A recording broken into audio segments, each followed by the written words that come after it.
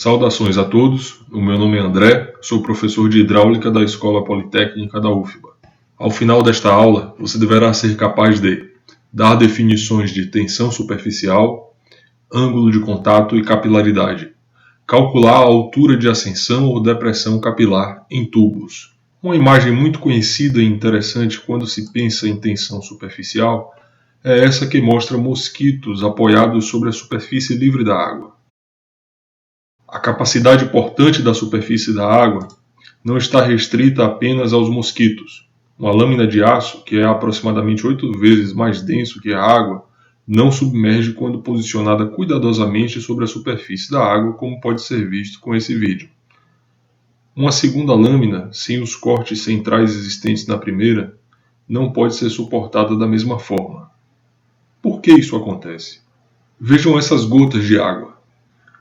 Uma molécula no interior do volume líquido possui moléculas vizinhas por todos os lados, de tal maneira que essa simetria leva a um equilíbrio de forças diferente daquele observado na interface líquido-gás. Uma molécula na interface entre o líquido e o gás não tem moléculas semelhantes acima dela, já que ali estão as moléculas do gás que exercem atrações geralmente muito pequenas.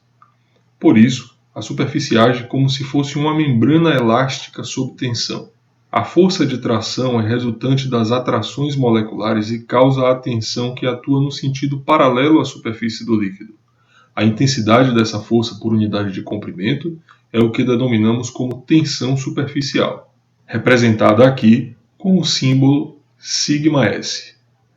Observem também que há forças resultantes atuando nas moléculas da superfície do líquido que tendem a atraí-las para o interior da massa líquida. Essas forças são equilibradas pelas forças repulsivas das moléculas logo abaixo. Tal compressão resultante está relacionada à tendência do líquido de assumir uma forma que tenha a mínima área. Por esse motivo, as gotas e bolhas assumem a forma esférica, que é a forma de menor área superficial para um determinado volume. Vejamos um vídeo que ilustra a tendência de formação de gotas esféricas.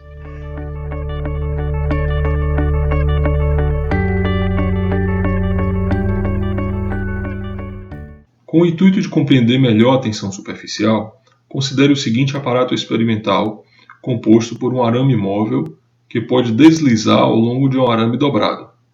Utilizando um detergente misturado com a água e mergulhando o arame na mistura, duas interfaces líquidas são estabelecidas entre esses arames.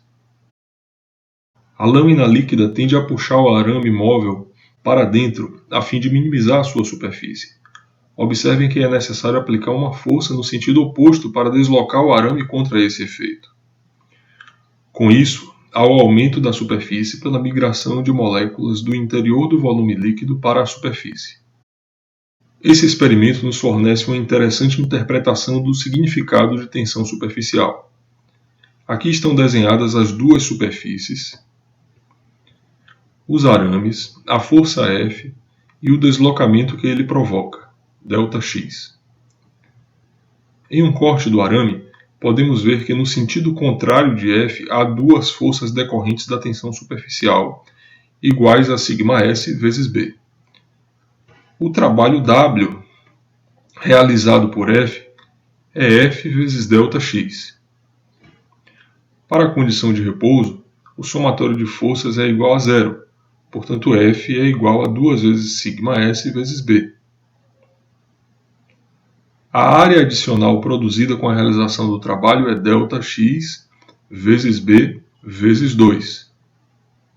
Combinando as equações, o resultado obtido nos diz que a tensão superficial também pode ser definida como o trabalho realizado por unidade de incremento de área da superfície do líquido. Uma importante grandeza nos estudos relacionados à tensão superficial e capilaridade é o ângulo de contato. Observem essas fotos de água com corante vermelho para ajudar na visualização, álcool em azul e mercúrio. Notem que o ângulo indicado em cada imagem pode ser definido como o ângulo que a tangente à superfície do líquido faz com a superfície do sólido no ponto de contato. Esse é o ângulo de contato. A força da tensão superficial atua ao longo dessa reta tangente e no sentido da superfície sólida.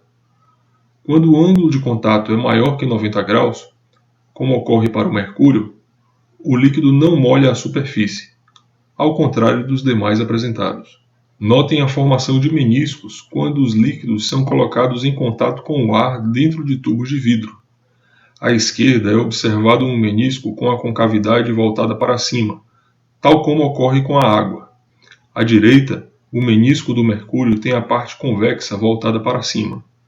Essa tabela nos mostra a tensão superficial para diferentes líquidos a 20 graus Celsius e em contato com o ar. São indicados também os ângulos de contato para a água e para o mercúrio.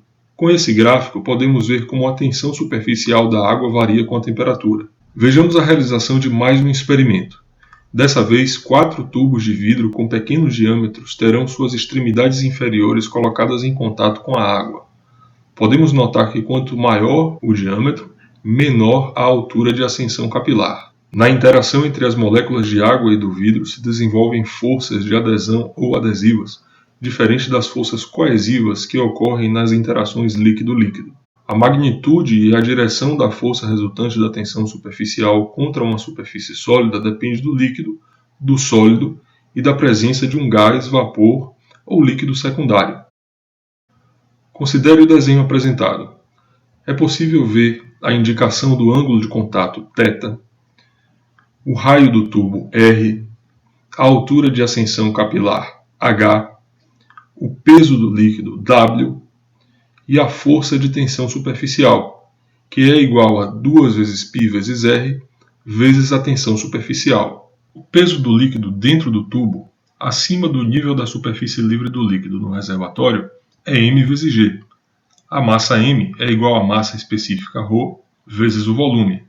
O volume é a altura de ascensão capilar, H, multiplicada pela área da base do cilindro, π vezes r ao quadrado, desprezando o desvio produzido pela curvatura do menisco. A componente vertical da força de tensão superficial é obtida com a multiplicação desta força pelo cosseno do ângulo de contato. Como nós estamos analisando a condição estática da coluna líquida, a aceleração da mesma é igual a zero. Empregando a segunda lei de Newton, F sigma S é igual a W. Isolando o H, é obtida a seguinte equação. A equação também é válida para o caso de depressão capilar. O cosseno do ângulo de contato será negativo, resultando em H negativo, o que representa a depressão capilar. Aqui estão as referências utilizadas para a elaboração desta aula. Agradeço a todos pela atenção e até a próxima.